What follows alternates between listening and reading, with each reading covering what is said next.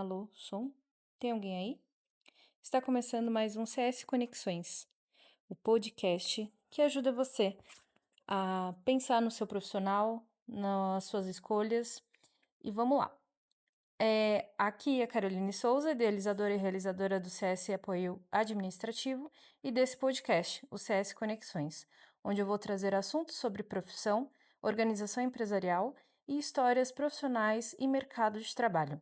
Meu intuito é construir minha audiência com você, que me ouve independente de onde esteja e como esteja, mas que eu seja um ponto de luz nessa sua caminhada profissional, que muitas vezes é dura. E hoje eu vou fazer a apresentação dela, minha primeira convidada. Eu tô nervosa, mas vamos lá. Ela é pedagoga, psicopedagoga, atualmente diretora de escola na região de Cotia. Já foi vendedora de loja por 12 anos, atualmente atendente de farmácia, assessora pedagógica, youtuber e autônoma. É filha da Maria e do Augusto, casada com Francis, o despachante, mãe do Nutri Rodrigo Souza e minha mãe. Ufa, quanta coisa! Olá! Olá, parabéns, filha, parabéns pelo seu projeto. Eu acho que é bastante importante, né, trazer esse tema, né, esse assunto dentro da sua área e dentro da área de tantas outras pessoas. Então, muito obrigada pelo convite, né? E vamos lá, vamos ver o que que você precisa, o que que vai sair daqui hoje. Bom, já quero agradecer e, em forma de agradecimento, uma Ai, que lembrancinha para graça! você. Olha só, que bacana! Olha que graça! Nossa, eu adoro Não conta para isso! ninguém, Ai, não pode falar? não, porque as outras convidadas também vão Nossa! ganhar. Gente, que legal! Olha só! Parabéns, Carol, parabéns. Muito obrigada, adorei. Aí depois você posta, marca a gente Ok. e a gente reposta depois quando o episódio for ao ar. E vamos lá. Depois dos agradecimentos, quero te agradecer por estar aqui, por apoiar essa ideia e por ser a primeira, né? Por ser a mulher que me trouxe ao mundo, né? Por estar aqui hoje. É, Então, é nada mais justo do que você, né? Que é o exemplo pra gente de trabalho e de. Ai, meu Deus, duro. Exemplo de trabalho, né? Então, a gente a vida inteira viu você trabalhando e vendo uma mulher trabalhando, né? A gente é tão significativo. E aí eu acho que é por isso que eu fiz tanta questão que você fosse a primeira, porque você me apoia em tudo que eu faço e aí tá aqui hoje fazendo perguntas, né? Num lugar de como apresentadora, né? É meio diferente é. estar nessa posição. Então, quero te agradecer, então, por ser a primeira. E vamos lá. Eu tenho aqui meu guia. Uhum. Tá tudo muito simples, né? É o começo de tudo. Então, eu tenho o meu roteiro. Ok. E aí eu vou fazendo perguntas. E você vai me respondendo da melhor maneira que você achar, na maneira que você achar confortável. É uma conversa mesmo. É como sentir que quem tá ouvindo a gente também esteja sentado nesse sofá, ouvindo a gente e tendo essas trocas. Uhum. E que seja um bom bate-papo. E é isso. Então vamos lá. Você, depois dessa apresentação toda, né, dentro da área da pedagogia, como foi para você a Márcia lá na escola, né? A Márcia adolescente, criança adolescente, como foi a escola para você? Bem, Carol, olha só. Primeiro agradecer, não é, pelo convite de eu ser a primeira. Obrigada pela filha maravilhosa, né, também. A recíproca é verdadeira. Mas aí voltando, né, quando eu falo, né, para eu chegar aqui nessa área que eu cheguei, quando eu era pequena, criança, né, que eu brincava lá com as minhas bonecas, eu sempre pensava em ser professora, né? Então foi a minha primeira opção. Depois fui crescendo, veio a adolescência. Eu lembro que o meu primeiro vestibular eu prestei, na verdade, acabei perdendo fui prestar o vestibular, quando cheguei não era isso. Mas era primeiro curso que eu pensei foi em economia, não foi nem na educação, né? E aí a minha vida acabou me dando assim alguns caminhos diferentes, né? Que eu acabei sendo mãe muito jovem, muito cedo, né? Terminei meu ensino médio, eu tive dentro da minha área aí de adolescência, né? Bons exemplos. Então eu comecei a trabalhar muito cedo, né? Eu comecei a trabalhar com 12 anos de idade numa loja. Eu fui a primeira funcionária e eu tive muito incentivo aos estudos, né? Que eu não parasse de estudar. Eu tinha, dentro das minhas dificuldades, eu sempre tive apoio, né? De suporte para poder, né? Ter boas notas, para ser estudiosa, né? E aí eu fui pro cursinho, né? Também muito jovem, por incentivo também do meu primeiro patrão, né? Do meu, que foi o Paulo Valério, né? Que eu trabalhei muitos anos com eles na loja. E eu lembro que na época eles me deram uma bolsa para eu fazer o cursinho, né? E aí foi quando eu conheci o meu atual marido, né? Então eu me casei aos 20 anos, né? Aos 21 anos eu já fui mãe. E nessa época eu tinha prestado economia, mas acabou não dando certo, porque ou eu continuava nos estudos, ou meu marido, a gente começou uma vida assim com mais dificuldade, né? Nunca faltou nada, mas assim, a gente teve que pagar aluguel e um dos dois tinha que ir para a faculdade. Então, ele acabou indo para a faculdade, terminou a faculdade dele de Relações Públicas. Quando eu entrei na educação, que na verdade, lá atrás, né, com 12 anos de idade, quando eu comecei a trabalhar, trabalhei em farmácia, né, em balcão de farmácia, lembro que foi um desafio muito grande, porque eu era muito menina e eu não sabia fazer um troco, dar um troco dentro de uma farmácia e eu trabalhava no caixa. Então foi um desafio ali, eu fiquei mais ou menos uns 9 meses.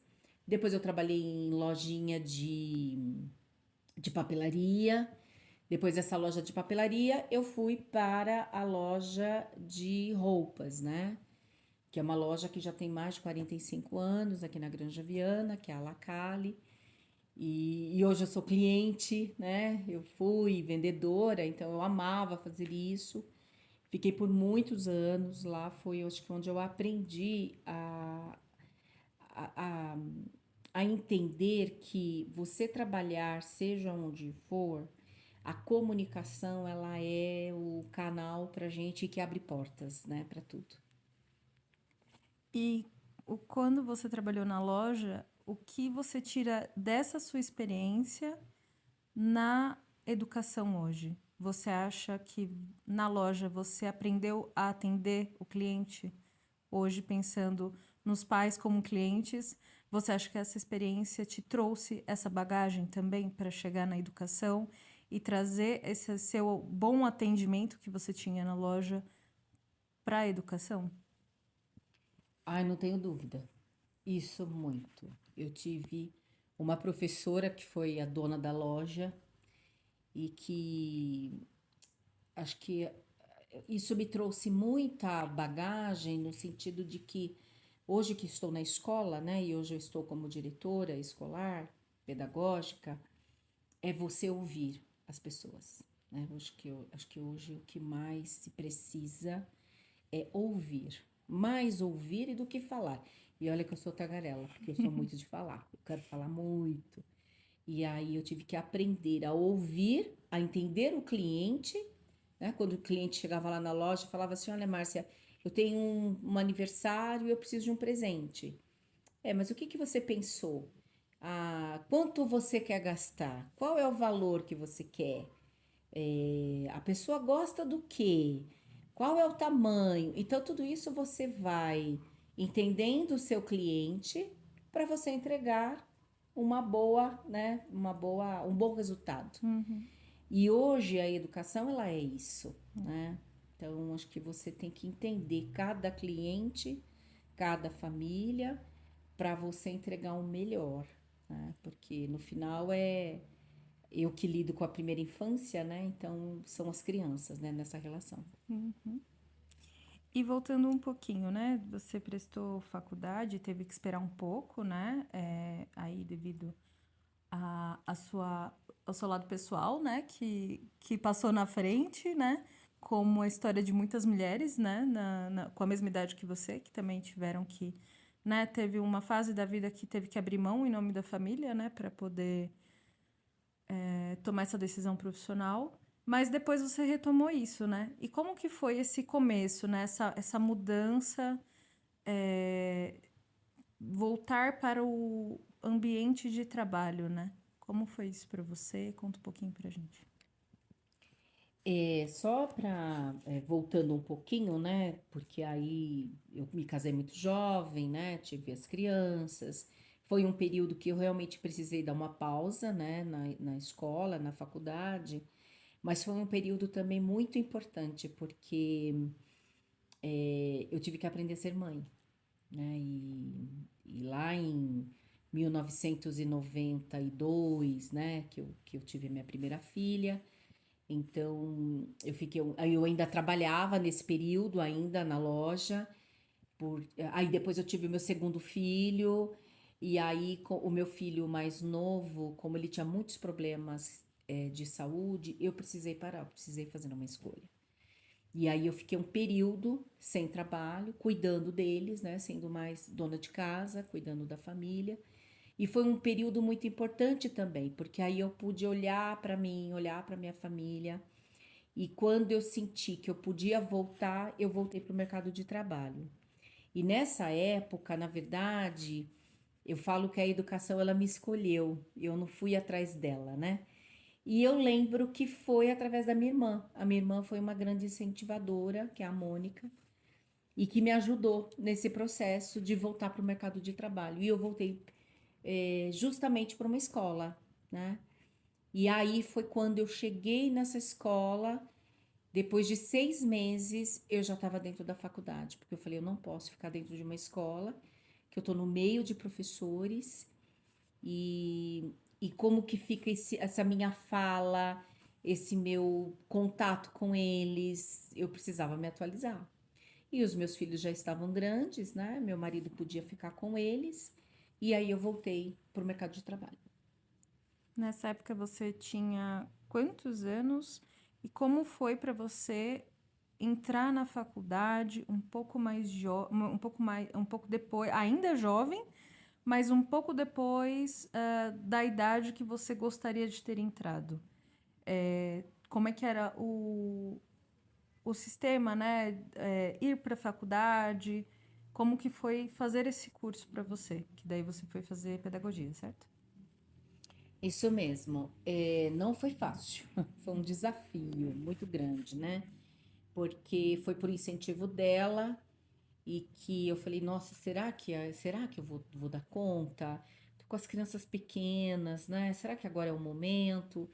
Eu nessa época eu tinha 28 para 29 anos, né? Então, não foi fácil quando você é mãe, quando você precisa trabalhar fora, cuidar das crianças, cuidar do marido. Então foi bem difícil, né? Por várias vezes eu pensei, não vou dar conta, eu vou parar, vou fazer alguma outra coisa. Mas foi muita persistência, né? É o que eu falo, a gente tem que ter persistência, paciência e acreditar de que a gente tem que seguir. Não dá para pensar muito. Porque se você pensar muito, você para, né? E a vida é uma a vida exige muito da gente, né? Principalmente quando a gente é mãe muito jovem, né? Com duas crianças, né? Mas eu sempre tive muito apoio, né? Então, meu marido me ajudou muito, foi muito o apoio dele, né? As crianças já estavam maiorzinhas, né? Enfim, foi um momento que eu senti que dava para eu voltar. E aí, só fazendo um adendo aqui, um pouco engraçado dessa época, né?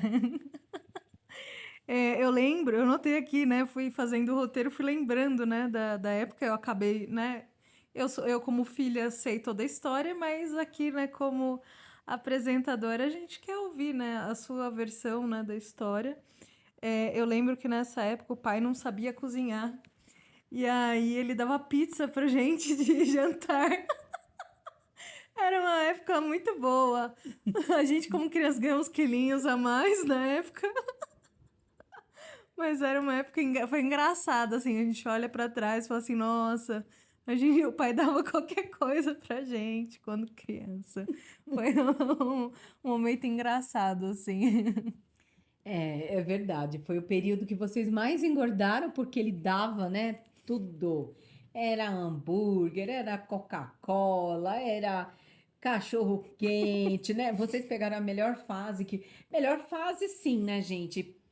As mamães agradecem porque foi o fast food que começou assim, tudo era muito prático, muito fácil, era pedir, era sair para ir para os lugares. Então, foi uma fase muito, né, que para mim que estava lá, né, fazendo as minhas coisas, eu trabalhava o dia inteiro.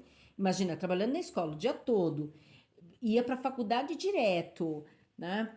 Qual era a vantagem? É que vocês estudavam na mesma escola que eu trabalhava. Então eu ainda tive essa felicidade de eu pelo menos ver vocês pequenos. Então eu me sinto privilegiada naquela época. Imagino quantas mães precisavam deixar seus filhos cedo, trabalhar o dia inteiro, ir para a faculdade e nem via o filho, né? Quem acaba cuidando são os avós. Mas eu ainda tinha a felicidade porque vocês estavam comigo pelo menos um período, né? Isso daí não tem preço. E a economia também, na época, foi melhorando, né? Assim, né? Não que fosse saudável, né? Comer Isso. essas coisas, né? Hoje a gente tem uma consciência alimentar muito melhor do que antigamente, né? O Rodrigo fez nutrição, né? Então, tudo isso aí foi trazendo, né? Com muita consciência, né?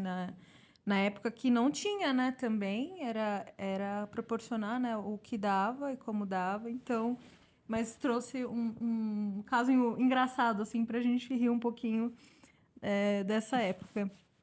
E durante o curso, como que você foi tendo certeza, assim? Ou se não tinha certeza, mas assim, o que foi fazendo você persistir, né? Ah, era uma matéria, era a forma como um pensador tinha com relação à educação, né? Paulo Freire, enfim, tantas pessoas, né, que fizeram parte da educação e da construção da educação, né? A educação como agente transformador. Como que foi tornando isso, né? Porque além de você trabalhar na escola, né? Você tinha isso muito prático. Mas o que foi fazendo você tendo isso, falando do curso mesmo, né? Do curso da pedagogia. Foi algum professor ou foram as colegas de trabalho? O que foi fazendo você se encantar cada vez mais, não só pelo curso, mas pela profissão? Boa pergunta, Carol. Essa pergunta, eu acho que quando eu iniciei o curso, tinha algumas disciplinas e algumas matérias que eu ficava prestando atenção, principalmente na questão da legislação, né? Quando eu vi tudo aquilo, LDB de 96, quando a minha professora de língua portuguesa entrava na parte de literatura e trazia uma outra faceta da literatura infantil, a psicologia, quando eu comecei a entender o desenvolvimento da aprendizagem, que todos nós aprendemos diferentes, quando eu entendi as múltiplas inteligências, né, que traz Gardner aí nessa teoria, isso foi me encantando. E isso foi trazendo para mim assim um divisor de águas, né? E eu pensava assim, poxa vida, por que que eu não fiz isso antes? Mas eu pensava, né? Falei, poxa, acho que tudo tem a sua hora. A minha hora é agora. Então eu estava mais madura, né? Porque eu tinha as crianças maiores. Eu entrei um pouquinho mais velha na faculdade. Então isso me trouxe mais coerência e mais certeza do que eu queria, né? Acho que se eu tivesse entrado mais cedo na faculdade, acho que não teria sido tão assertivo. Você acha que esse seu sentimento, né, vem também para uma forma de um acalento no coração, um pouco da sua história com a escola? Porque a gente tem uma relação com a escola, né, quando a gente é criança, quando a gente é adolescente, de uma maneira, né? Às vezes a gente passa por muitas dificuldades durante esse período.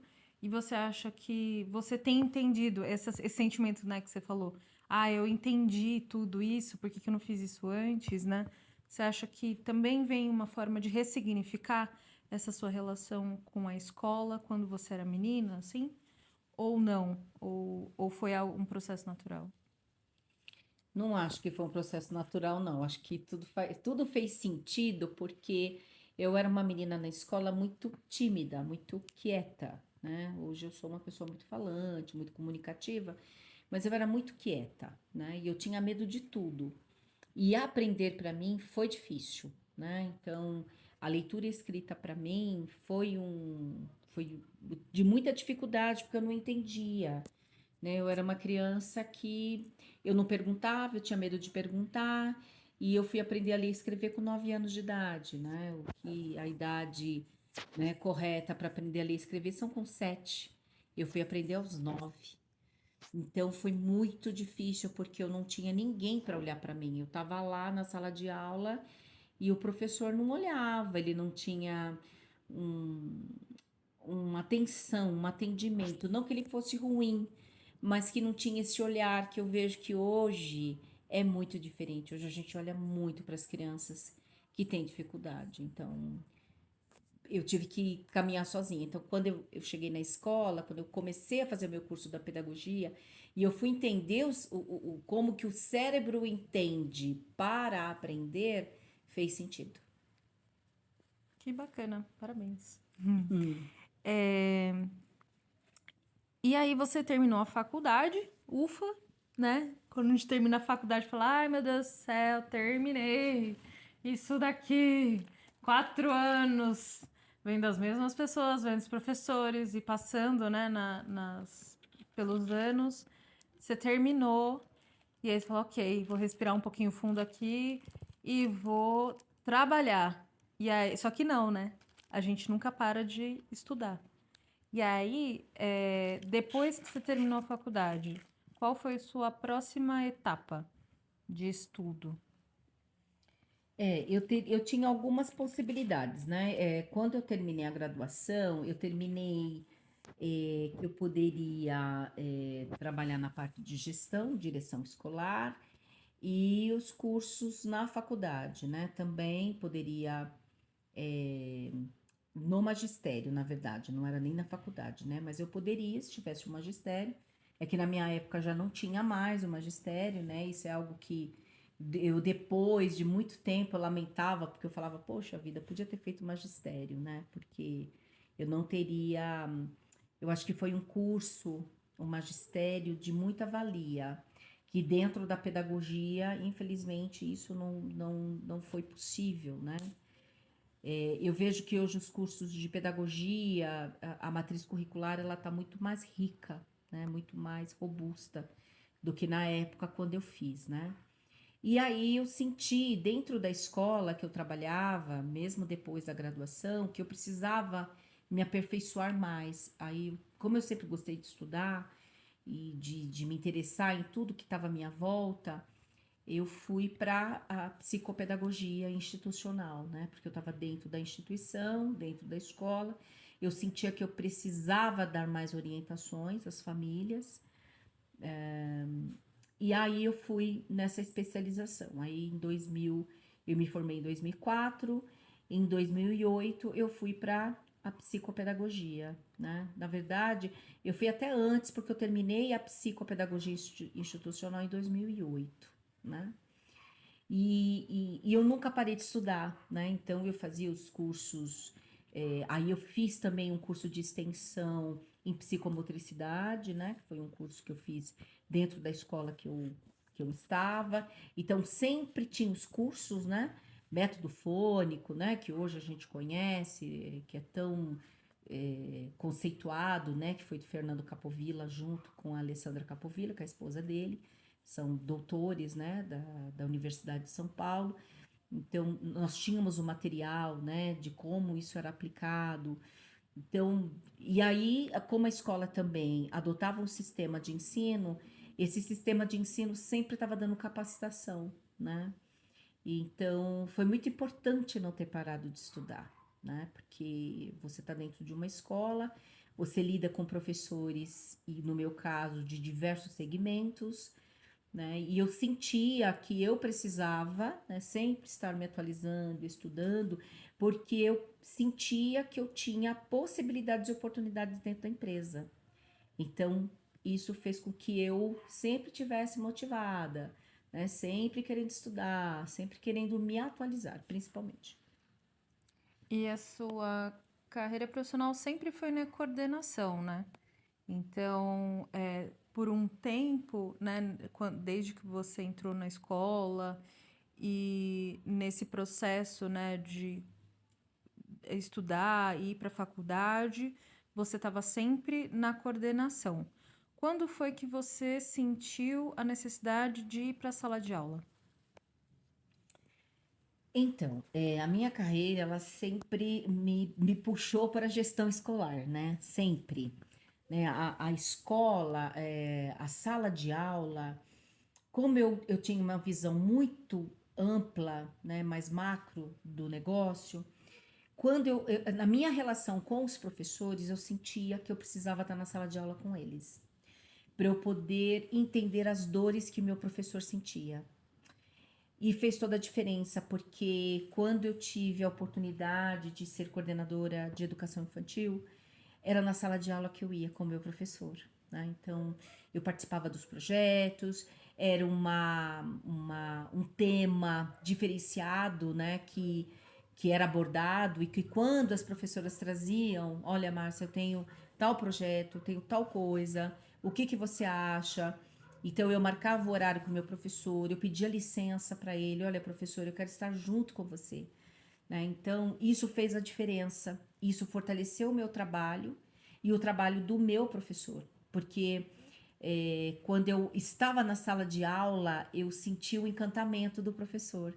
E o que esses professores eram capazes de fazer em sala de aula com as crianças, o quanto elas vibravam, o quanto elas ficavam felizes, o quanto elas, nesse momento de curiosidade, né, de descoberta, e o que elas faziam da sala de aula, o mundo da fantasia, isso me encantava. Então eu me via nas crianças, né? Então quando eu olhava aquelas crianças aprendendo da forma de como elas aprendiam, eu falava, poxa vida, eu queria tanto ter tido um professor assim que pudesse me ensinar dessa forma. Então, de uma certa forma, a escola ela acabou sendo um presente e um resgate na minha vida, porque eu pude aprender tudo aquilo que eu um dia não tive a oportunidade de aprender. Então, foi muito bom. Então, a sala de aula depois, né, claro, depois de muitos anos depois, né, da coordenação, eu depois fui professora, alfabetizadora, depois eu fui orientadora de estudos com os alunos maiores, depois eu passei a coordenação com o ensino médio, com os adolescentes, fui orientadora profissional também por um tempo deles, mas sempre nesse viés assim humano das relações, né? Tanto da criança quanto do adolescente.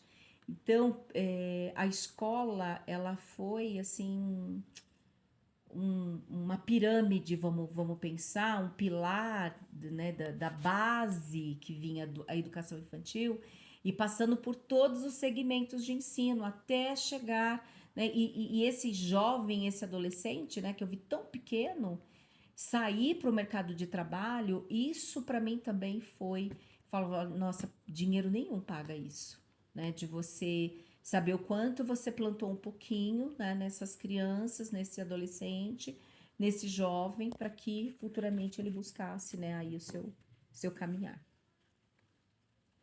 Tá certo. E você, quem que te incentivou nessa caminhada? Enquanto você estava né, faculdade, todo esse processo, toda essa sua trajetória dentro da escola, né, passando por diversos setores. Você teve pessoas ali que te ajudaram, que te incentivaram, né? Você estava numa escola que proporcionava capacitação e te dava esse suporte, né? Quando a gente fala de empresa, né? E aqui trazendo um pouquinho a perspectiva, né? Que eu trabalho no corporativo, o quão é importante as empresas investirem nos seus funcionários, né? Você fez tudo isso e buscou estudar por conta não só da escola, mas por conta da convivência de pessoas que já estavam na educação e que também te incentivaram, né? Ai, não tenha dúvida. Eu tive bons professores, né? Bons mestres, né? Eu acho que eu fui muito feliz nesse sentido, né? De encontrar pessoas que sempre me incentivaram. E aí os cursos, né? Isso foi muito importante dentro da própria empresa, ter capacitação.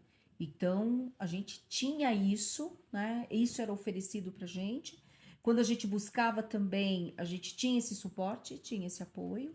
Mas com certeza os meus diretores, que eu tive excelentes diretores, né? A Malis Catralli, né? Mestre em educação. A Maria do Carmo, né? Uma querida, uma professora mestre, né? Que me ensinou muito também. Foram teve muita gente, depois veio a Solange, né? O Marco Antônio, né? Eu tive dois Marco Antônios, né? O Tiago, né? O diretor, o professor de português, depois eu tive o professor de literatura também, que um querido, né? Que era professor de cursinho, de um grande sistema de ensino também. E então essas pessoas com quem eu sempre trabalhei com a liderança, né? Sempre com o pessoal, os diretores, que eu estava ali lado a lado. Então, eu acho que eu ouvi muito, né? Eu acho que eu tive essa, essa expertise de ouvi-los e de aprender um pouco com eles, para que eu fosse, né, e tivesse a minha marca, né, a Márcia Souza Pedagoga, né, e depois de quando eu saí de lá, que eu fui para o YouTube, então assim, eu acho que foi um trajeto, né, longo, né, e muito rico, né? Então, quando eu olho, né, até fico muito grata pelo seu podcast que você está abrindo, né, abrindo essa possibilidade para a gente falar, para a gente poder também dizer para as pessoas, né, que não desistam, né, que sigam os seus sonhos e que nunca é tarde,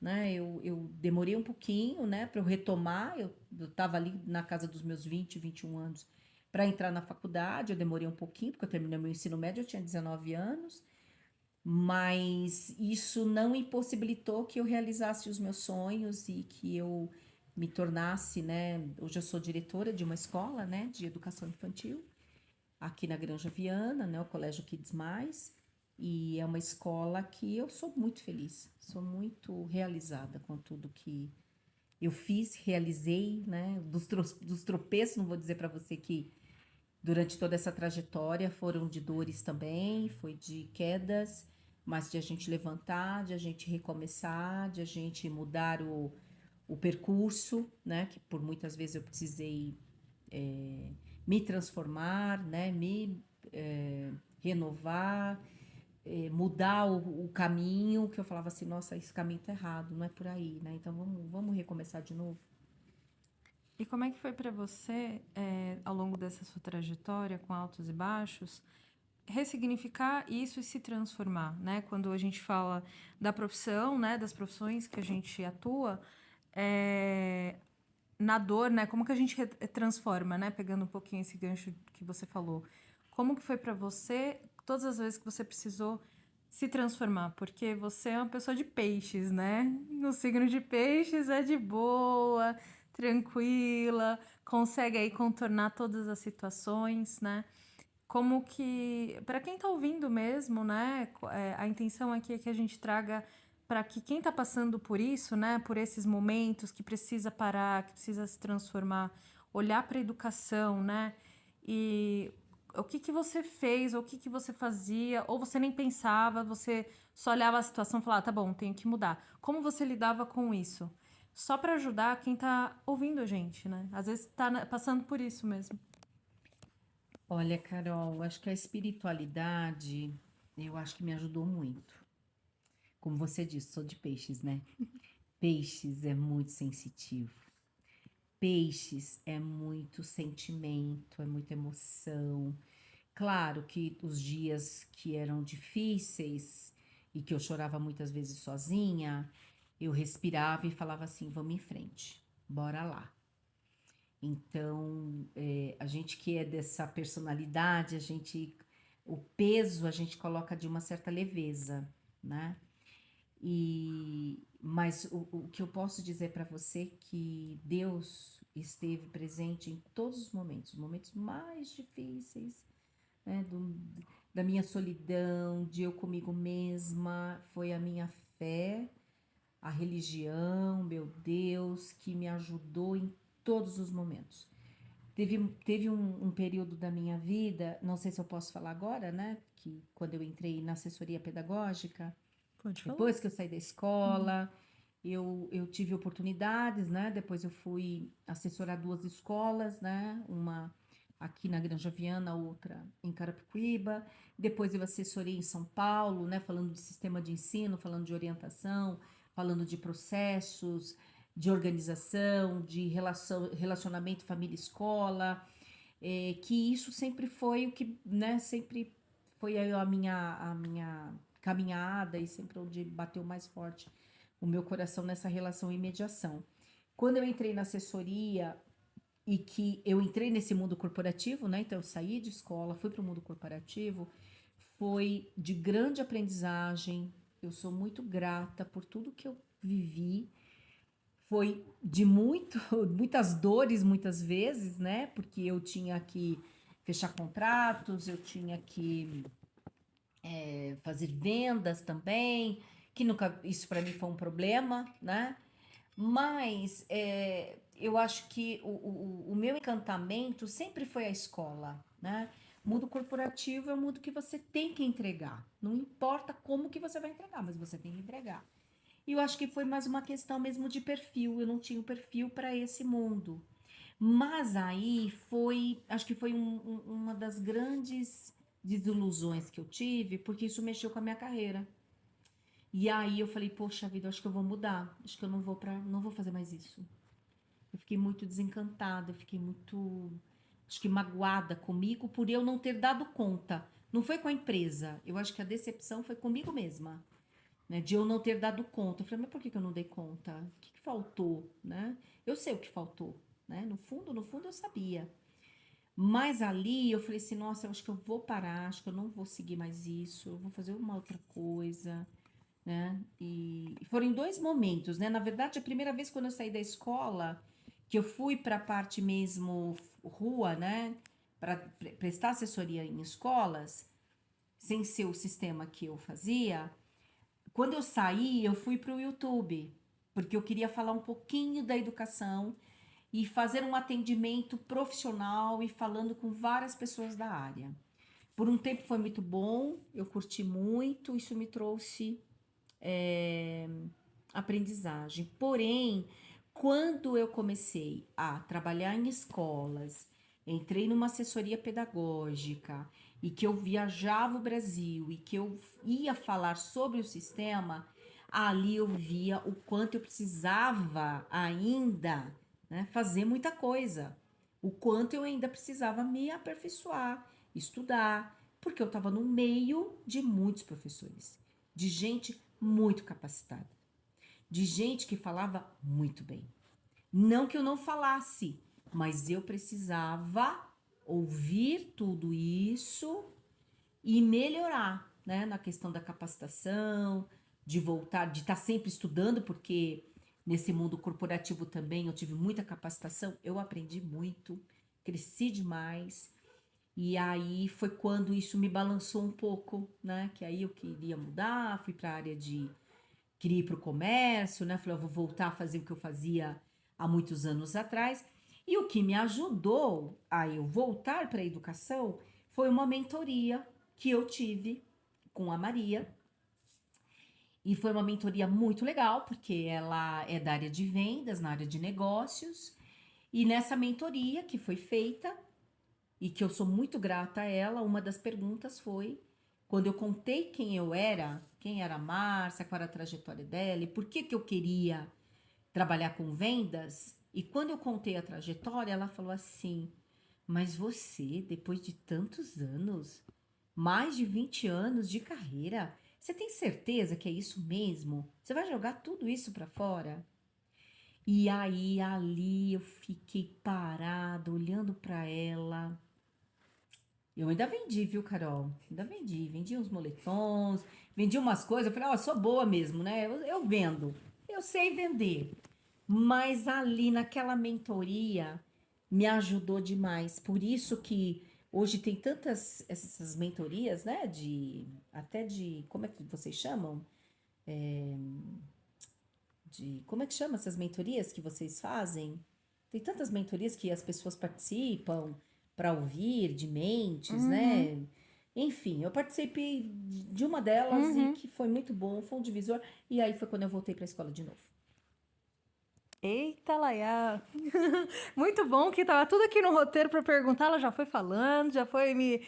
Ótimo, muito bom. Ela não mentiu, ela falou que ela gosta de falar, então. Pra vocês conhecerem um pouquinho mais. Eu vou fazer uma pausa, que agora eu vou aproveitar, deixar você descansar um pouquinho, se você quiser beber um pouquinho de água. Eu vou fazer um anúncio para os patrocinadores, né? Então, você que quer patrocinar o podcast, tem interesse, manda aí pra gente, manda no e-mail lá, csconexõespodcast@gmail.com. Entre em contato com a gente. Então, aqui eu vou fazer o nosso anúncio, né? É, você já se perguntou se a sua empresa está funcionando no seu máximo potencial? Muitas vezes, pequenas lacunas do desenvolvimento, nos processos ou na comunicação podem estar limitando os resultados da sua organização, mesmo sem que você perceba.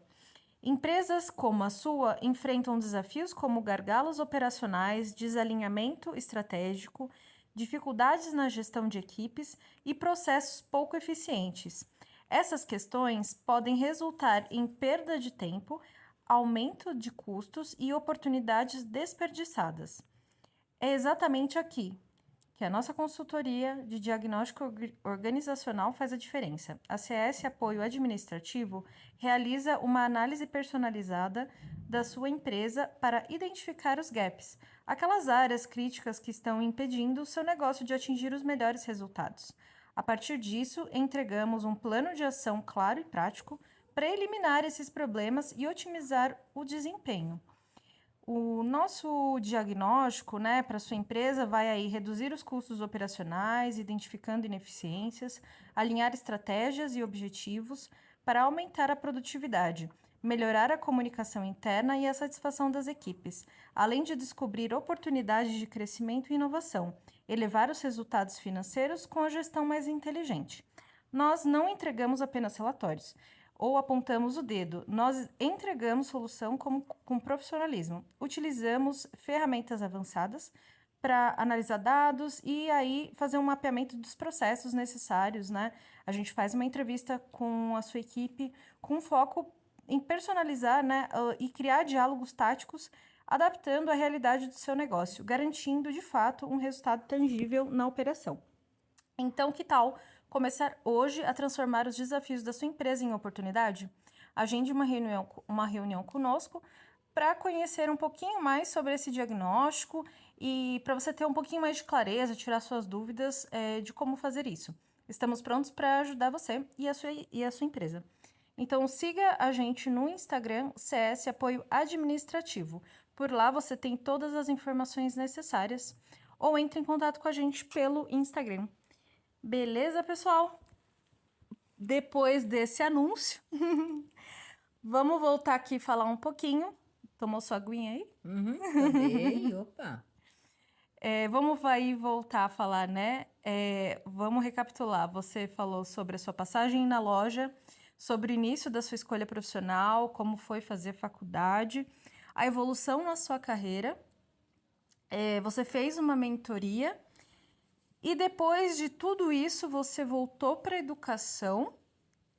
E como foi para você voltar e ter ainda a necessidade de falar? Porque você falou que foi youtuber. E aqui, gente, eu vou fazer um parênteses, tá? Eu ajudava ela nessa época. Eu é que fazia as gravações, ia com ela, a gente gravava do celular, era tudo muito simples, mas feito com todo amor. O canal ainda existe, né?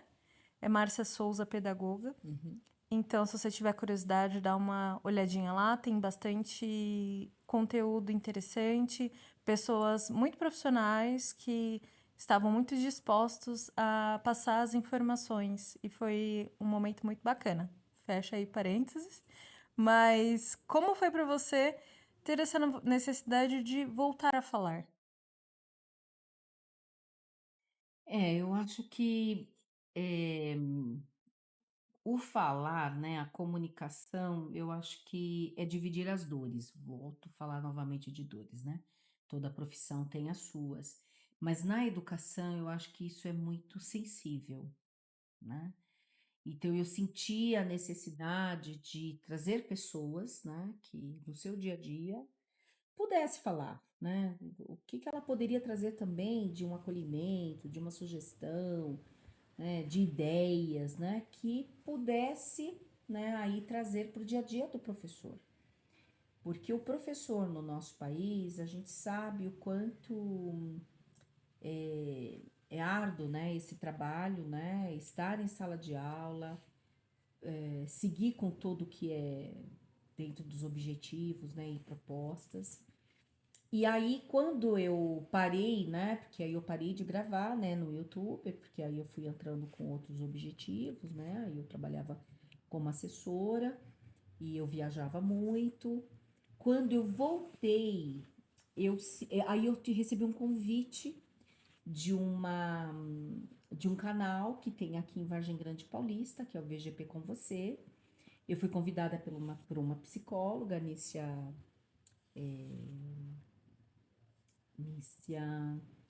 agora desculpe, não recordo o nome, mas ela é uma pessoa que me convidou para falar um pouquinho sobre TDAH, porque eu tinha recebido o diagnóstico do meu filho com 6 anos de idade e eu fui contar um pouquinho para ela sobre como que tinha sido a minha experiência. E o dono do canal falou: Olha, eu queria que essa moça viesse aqui. Nícia É Tavares. Nícia Tavares, isso mesmo, Nícia, grande Nícia Tavares. E o Michael do canal do VGP com você falou: Olha, chama a Márcia, vamos bater um papo. E na época a gente começou, a Lúcia, que tinha sido diretora de escola pública, muitos anos, mais de 30 anos, a Soninha, psicóloga, e nós começamos a falar um pouco nesse canal, o VGP com você, então tem muitos conteúdos, muita matéria lá. E depois, por um tempo, eu fui falando junto com a Lúcia, e depois eu e a Nícia Tavares voltando e falando sobre educação, só que aí depois a gente foi trazendo vários assuntos, né?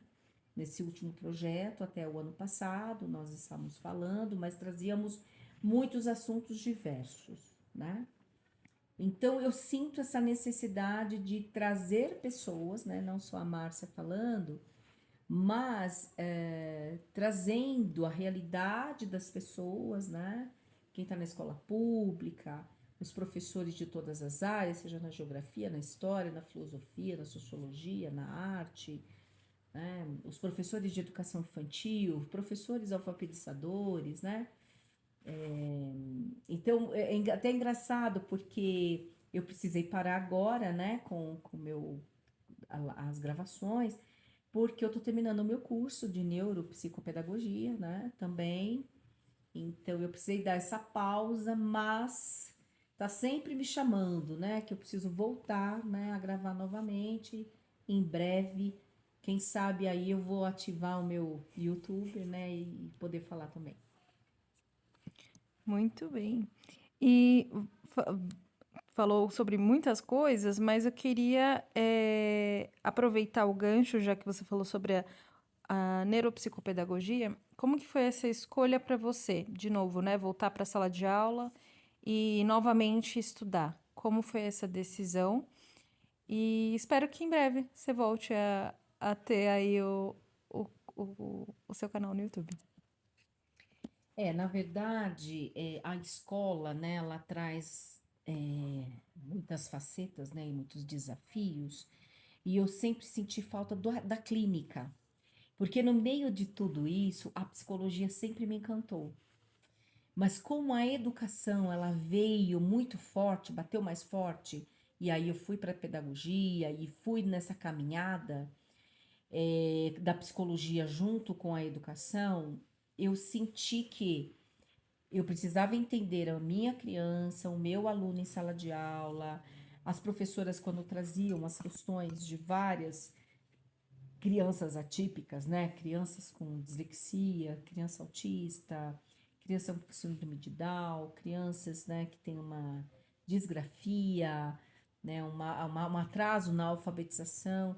Eu senti que eu precisava, né, dar continuidade aos meus estudos, mas voltados mais para a clínica. Lá em 2022, eu participei de um curso também da Neurosaber, lá no Paraná, né? Eu tive essa possibilidade, né? Aí foram com amigas do próprio curso de neuropsicopedagogia, porque por um tempo eu precisei parar, depois eu, né, acabei voltando por questões aí de trabalho.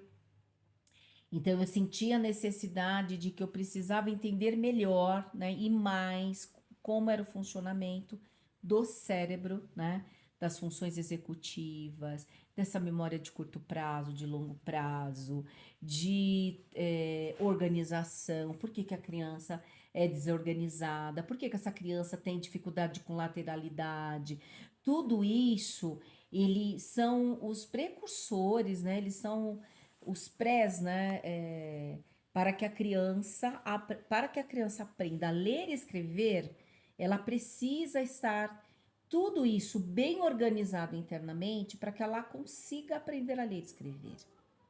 Né? E o método fônico, porque hoje eu trabalho com um sistema de ensino que é método fônico.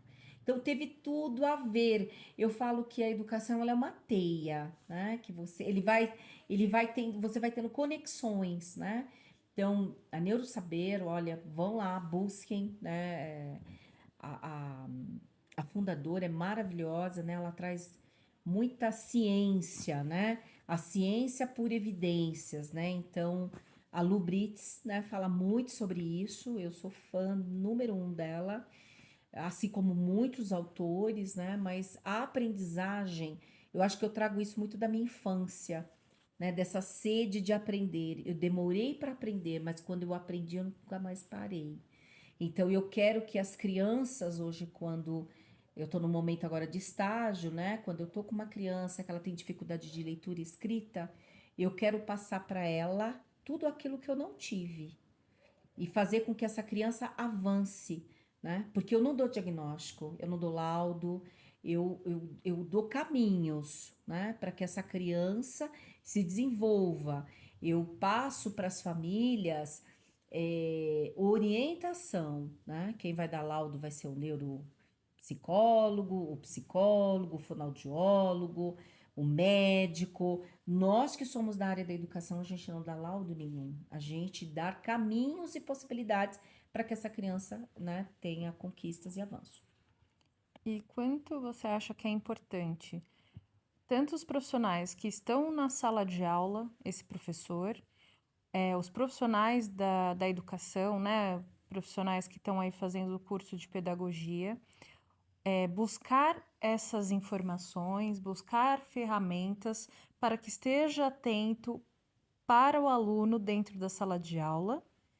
Essa é uma pergunta. Eu vou guardar minha segunda pergunta que tem a ver com isso também, tá? Aí é o olhar do professor na sala de aula, né? Eu sei que é muito difícil um professor que tem 25, 30 alunos numa sala de aula, de alfabetização, que ele dê uma atenção individualizada, né?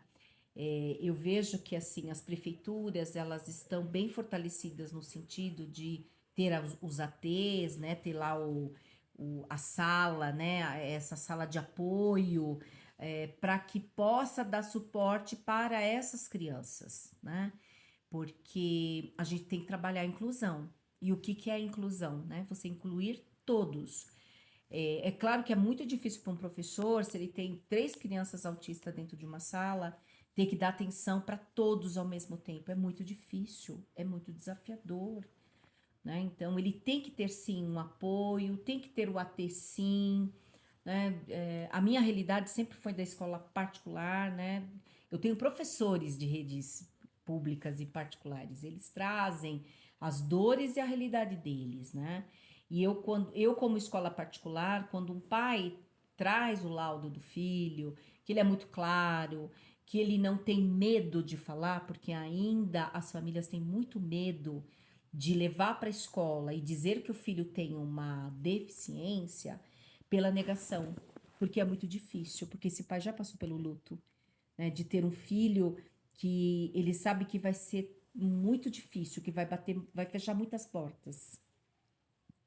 Você acha que isso é uma quebra de expectativa também que os pais depositam nesses filhos? Porque a gente idealiza muito, né? Os pais idealizam muito como vai ser esse filho, e quando esse filho ele quebra essa expectativa, faz parte desse luto, né? Esse luto de não ser aquilo que ele esperava ser, que vem um pouco dessa minha segunda pergunta, né? O quanto é importante os pais também estarem abertos, né, a receber e ir em busca, né, da melhor forma de tratamento para o teu filho, né? Para que ele tenha total clareza de como lidar com isso e o quanto, aí é uma pergunta, né? O quanto a escola ela se faz importante, né? Os profissionais que estão na área de buscar informação, de buscar formação, de como lidar também com essas situações com os pais. É pergunta, Carol, que não é muito fácil de ser respondida, mas é o que eu falo, né? Os pais, eles, quando deixam seus filhos na escola, né, eles estão deixando o que é de mais valioso e são seus sonhos, né? Todo pai tem um sonho para um filho. E quando esse filho, ele vem com muitos desafios, a escola tem que ser acolhedora. A escola precisa abraçar essa família, essa criança, e aí vem o trabalho desse coordenador, né, junto com a equipe. Então, eu que trabalho com a primeira infância, talvez para mim seja um pouquinho mais confortável, porque eu estou em rede particular, com famílias que têm condições financeiras, que levam seus filhos para as terapias, que traz um laudo, é diferente, né? Então eu falo que eu tô num campo mais confortável nesse sentido, né? E que eles vão buscando ajuda e como escola a gente ser o mais transparente possível, porque essa criança, ela é um pedacinho dentro da escola. Para a família, ele vai ser para a vida inteira. Então, como escola, o que que a gente pode oferecer, né, para essa criança dentro do que ela é capaz? Porque todos são capazes de aprender, todas as crianças, seja a dificuldade que for. Claro, eu não estou falando aqui de uma deficiência intelectual, porque tem autistas que vêm com deficiência intelectual, que vêm com o déficit de atenção e hiperatividade, que vêm com transtorno opositor, o transtorno de personalidade. Depende, é de caso a caso. Tem casos com nível mais moderado, mais. eh, nível um que é mais tranquilo, né? Às vezes a criança não é verbal, ela é verbal, ela entende, mas ainda a linguagem não está desenvolvida, mas não tá por quê? E a Uhum. gente precisa separar, sabe? Os diagnósticos que Os são dados. diagnósticos e separando as áreas, né? Uhum, Cada um na sua especificidade, não dá uhum. para a gente misturar, não dá para eu, como pedagoga, né, e neuropsicopedagoga, ficar diagnosticando, eu tenho que ir de Uhum. acordo com aquilo que foi analisado, os testes que foram aplicados, quais foram as intervenções que foram feitas. Então, tudo isso precisa ser feito com muito cuidado, com muita responsabilidade. E qual é a dica que você dá para esse profissional que não tem contato, né, com inclusão?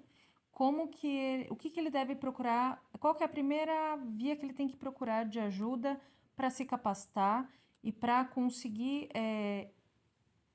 superar esse desafio profissional dele? Porque às vezes ele não teve esse primeiro contato, né?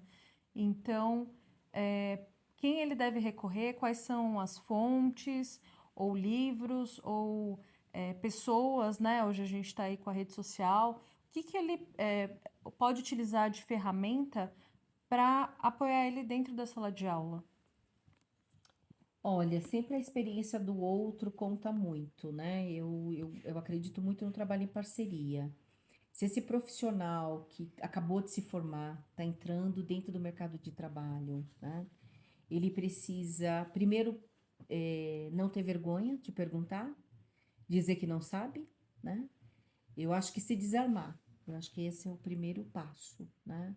E trabalhar em parceria e buscar aquilo que o outro fez, o que que deu certo, né? Fazer essas trocas, ter as trocas, né? Nas reuniões pedagógicas, nas trocas que você tem com o professor, eu acho que é a gente se sustentar e a gente se apoiar naquilo. Não é você entregar para o outro a responsabilidade, não. Você traz a responsabilidade para você, mas o que que você pode fazer melhor para que você possa ajudar essa criança? Porque ninguém nasceu sabendo, não tem bula de receita aqui para ninguém. Pelo contrário, eu acho que você primeiro tem que amar o que você faz, né?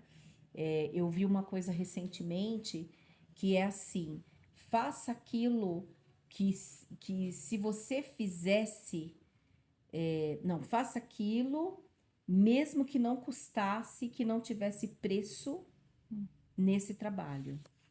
Então, eu acredito muito nisso, né? Que quando você tem empenho, dedicação e vontade, tudo é possível. Mas a gente precisa ter a ciência ao nosso favor, precisa buscar os bons autores, as boas literaturas, os artigos, ter bons mestres para que você busque o melhor caminho, né? Tem que ser de gente que fale de ciência e que foram pesquisadores, gente que fez testes e que traz índice e traz números para que a gente possa nos embasar, para que a gente possa também ter bons resultados, né? Porque nem tudo vai ser de bons resultados, né?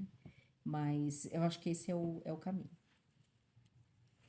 E falando, né, ainda falando sobre a profissão, sobre a pedagogia, né, a gente sabe o quanto é desafiador, né, no Brasil, ter, né, aí com dados, né, com evasão escolar, né, os alunos não se interessando, né, a gente com a dificuldade que é no Brasil, o professor não ser valorizado, né, a profissão em si. E como que você enxerga esses desafios, né? Quais são aí os principais desafios que você enxerga hoje na sala de aula para esse profissional que queira fazer pedagogia, os que estão ingressando, os que já estão, os que estão no fim de carreira, assim, o que que você enxerga hoje, né, com a modernização, com a tecnologia? Você acha que a tecnologia ela veio para ser uma ferramenta agregadora, né? Ou desagregadora para a sala de aula? Como que é fazer essa costura de tudo isso que eu falei? Como que é essa sua perspectiva? Olha, hoje veio aí, né, inteligência artificial, tecnologia, a gente tem informação na palma da mão, né?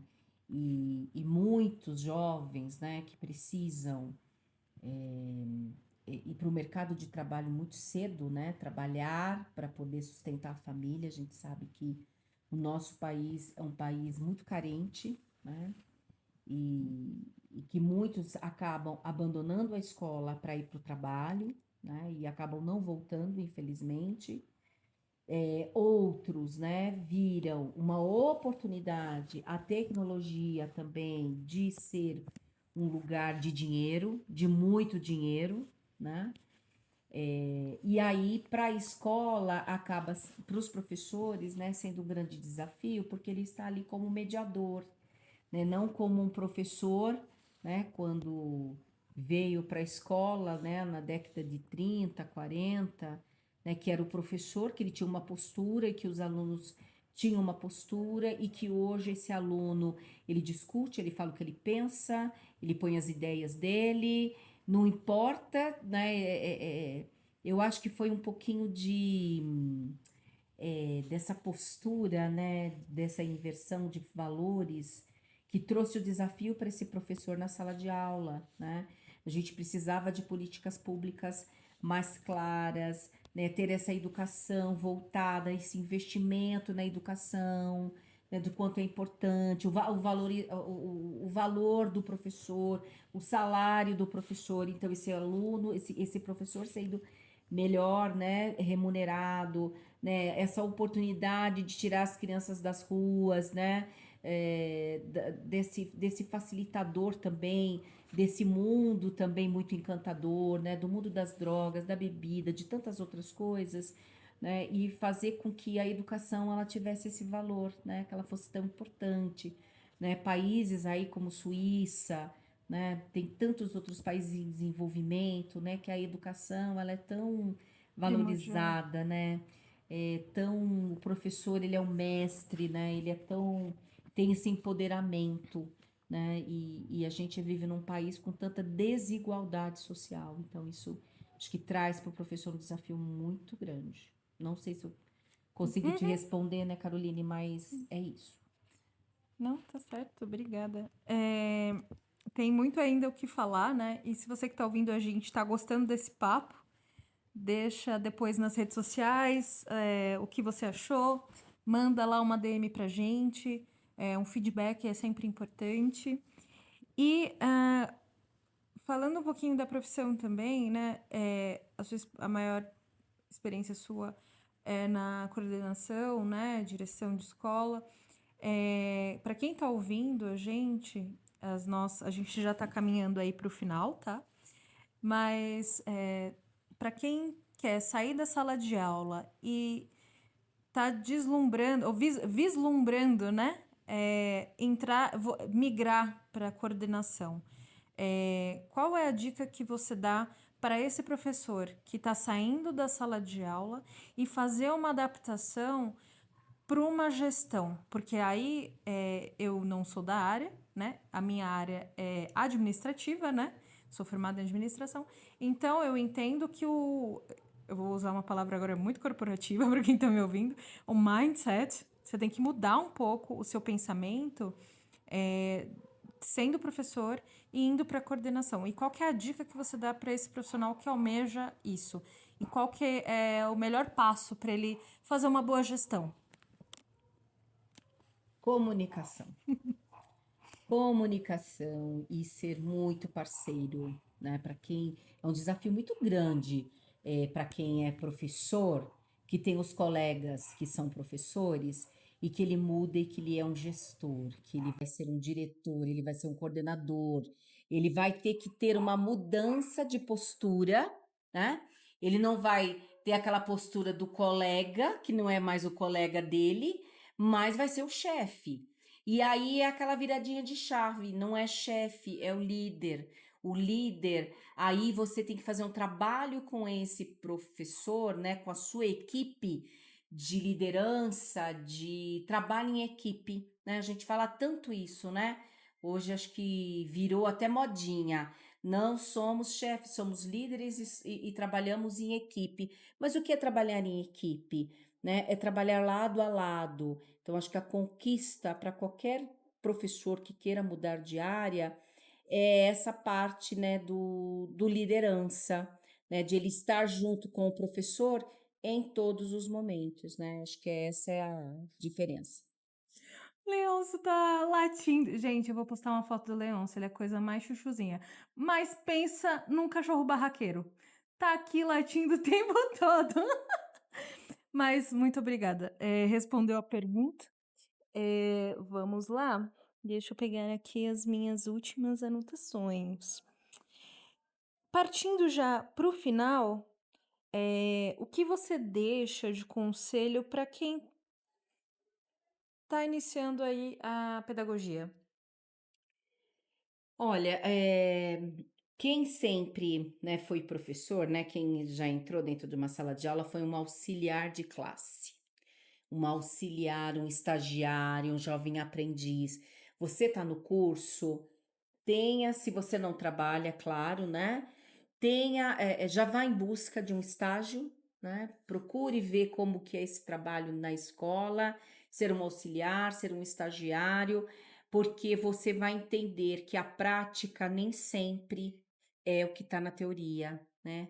A teoria é muito bonita, Mas na hora que você está no dia a dia, você vai ter que entender na hora que você pegar um bebê, que ele vai fazer cocô, ele vai fazer xixi, ele vai vomitar em você, como é que você vai agir, né? Como é que você vai cuidar? Você vai ter que entender de desenvolvimento humano, né? Das crianças que entram com 6 meses no berçário até de mês a mês, o que que ele está desenvolvendo.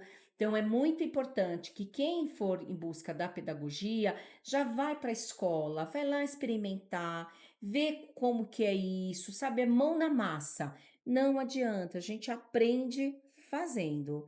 Então, esse é o meu conselho, né, que eu deixo aí para vocês, porque na hora que vocês chegarem na sala de aula, vocês já sabem o caminho.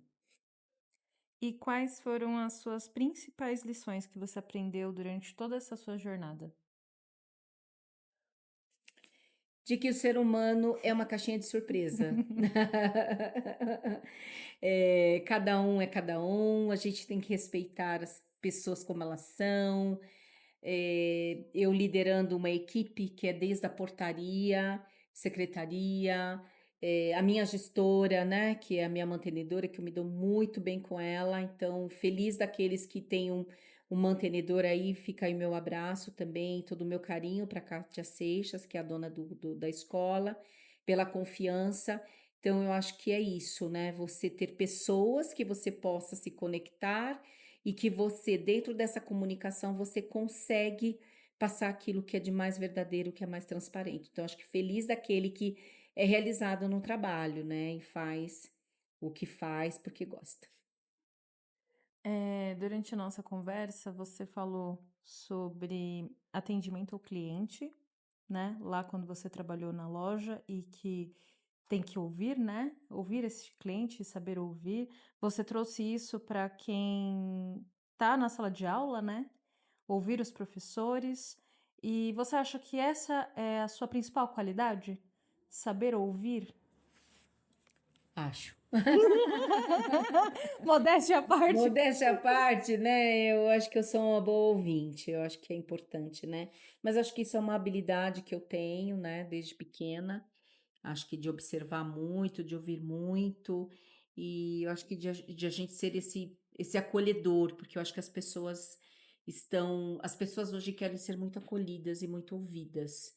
E hoje acho que poucos setores estão com paciência para ouvir o que o seu funcionário, que o seu prestador, né, tem a dizer também, né? Então, a gente está vivendo num mundo muito com essa velocidade muito grande, né, Uhum. da informação. Então, quando você precisa parar e ouvir, e claro, eu fui criando também ao longo dos anos, né, gente? Também não foi fácil, né? Isso são muitos anos de terapia, atividade física, né? Que todo mundo fala, vamos fazer atividade física, né? Atividade física, gente, não é só para ter o corpo, né? Enfim, mas eu acho que é para a mente, né? A gente tem que cuidar da nossa mente também quando a gente está acolhendo o outro, né? Para que a gente possa ufa, ouvi tudo isso, o que eu faço com tudo isso, né? E pensar também qual vai ser a melhor resposta, né, no momento. Muito bem. A gente já vamos encerrar este podcast, mas antes eu acho que agradecer por esse papo. Se você que está ouvindo a gente quiser que a Márcia volte, a Márcia Souza, pedagoga, volte, a gente pode trazê-la aqui novamente numa segunda temporada. E antes de encerrar, eu vou pedir três dicas. A primeira é uma pessoa que você indica as pessoas a conhecerem na rede social, voltado para pedagogia, né, para educação, que você acha que vai agregar essa pessoa a consumir esse conteúdo, além do seu, claro. Ai, são tantos, Caroline, mas olha, a Lu Brits foi uma educadora, quando eu fui no congresso dela, que eu me senti assim como ela, da trajetória, de tudo que ela é da sala de aula, professora, alfabetizadora, né? Tem um material incrível. Eu indico, né, nas redes sociais lá, a Lu Brits, né? Ela tem um canal dela, ela tem podcast sempre, ela está sempre falando sobre educação. Acho que ela é uma pessoa de referência hoje no nosso país. Muito bem. A outra pergunta é: que livro você indica? Pode ser de educação, pode ser algo que vai agregar. Olha, tem um dos livros que eu estou lendo agora, que é o TDAH, que fala sobre a mente, essa mente de uma velocidade muito grande. Esse livro, ele é do esposo da Lu Britz, né? O Dr. Klein. Hoje ele é falecido, né? Ele foi um neuromédico, né? Neurologista. Uhum. E ele fala do TDAH, né? Depois eu coloco aqui, Caroline, né? Uhum. O nome, mas o nome, o título é mais ou menos assim, tá? O TDAH é essa mente, né? Com tanta velocidade, né? Mas tão capaz também. Depois eu coloco na descrição para quem tiver mais curiosidade. E promoveu um encontro com a Lubritz, hein? Você fez 2 divulgações, falou dela no podcast, tem que Pois fazer é. aí um encontro com Ai, ela ela. é incrível, ela é maravilhosa. E uma última pergunta que é muito leve, uma música que você indica. Eu tô sempre dando algumas dicas de música. E que música você acha que é bom? Não precisa ser da educação, tá? Mas uma música que você goste, que você queira recomendar para as pessoas se motivarem. Ai, Carol, agora você me pegou, porque eu sou tão eclética, eu gosto de tanta coisa, tantas músicas, eu sou mais romântica, né? Então, mas eu gosto muito, às vezes não precisa nem da letra da música, às vezes é aquilo que é sentido, né? Eu gosto muito de música instrumental, né? Eu gosto muito das músicas do Elton John, de ouvir. Mas olha, eu gosto muito daquela música do Jota Quest, que eu amo Jota Quest, Hum, que é sobre o sol, né? Quando o sol brilha, né? Quando o sol vamos ver se tem aqui. irradia. É um show, gente, que eu fiz já algumas caminhadas na vida. Eu gosto muito. Pode ser essa. Pode ser essa? Pode, eu gosto. Para quem tá ouvindo a gente. Dela mesmo. Então, obrigada, pessoal, para quem tá aqui com a gente, ficou até aqui agora. Agradeço. E nos vemos no próximo episódio. E se você gostou desse podcast, curta, comenta, compartilha nas redes sociais. E se você tiver alguém que queira participar da próxima temporada, manda mensagem pra gente ou manda um e-mail. Vou ficar muito feliz e honrada em poder entrevistar essas pessoas que têm tanto a falar, têm tanto a compartilhar. E que nós sejamos luz na vida das pessoas, trazendo um pouco de conforto nessa vida tão dura que é a gente ter que pagar os boletos, né? E escolher uma profissão aí. A gente entende o quanto é desafiador. Mas obrigada, mãe. Dá um Obrigada, abracinho, Carol. Obrigada, mamãezinha. foi ótimo. Parabéns, viu? Sucesso. Amém. Tchau. Beijinho. Obrigada. Beijo. Até mais.